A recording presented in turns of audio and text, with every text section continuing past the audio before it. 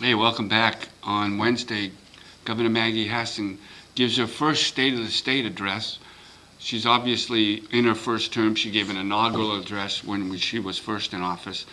This will be her first update speech to the people in New Hampshire before Representatives Hall.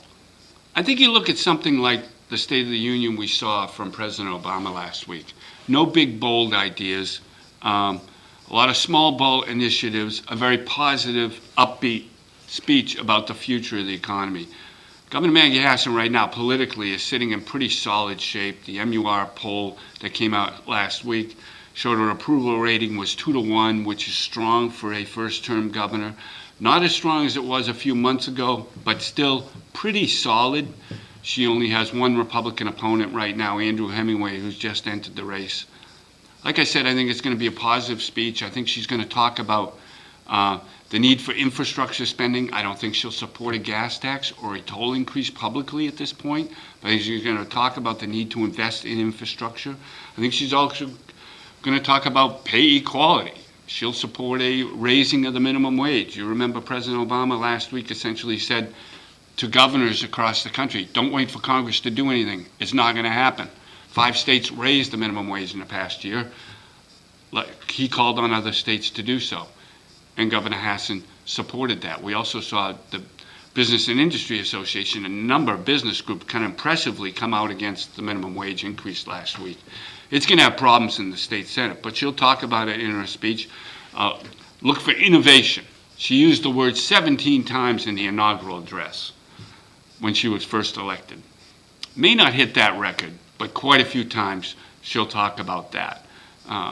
So I don't expect any big bombshells. I don't expect any big surprises.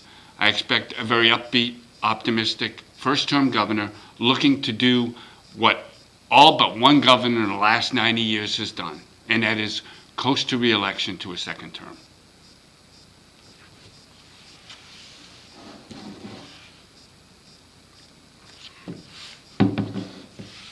We talked enough about this when the charges came in. We ought to talk about it now that he's essentially been cleared. Former Senator Peter Bragdon received that essential bill of health from the Legislative Ethics Committee that ruled last week he was not guilty of any intentional wrongdoing when he accepted the job as CEO of the former local government center, paying him $180,000 a year. And also no wrongdoing when he appointed a supportive LGC senator, Jeannie Forrester, to serve on the study committee that studied the fate of these insurance risk pools. They are going to have an informal resolution on a couple of charges, which essentially means, here, sign this piece of paper, say you understand you've got to be careful about conflicts of interest, and like you've said you will continue to do so. And I'm sure former Senate President Bragdon, now a Milford State Senator, will do just that. What's interesting is to watch for the future of Bragdon at the LGC and his future politically. His one-year contract is up in July, but if neither he nor the Health Trust Board of Directors acts by mid-January, he gets another year. Now, I think it's quite possible that Senator Bragdon could go to the Health Trust Board of Directors and essentially say, let's negotiate.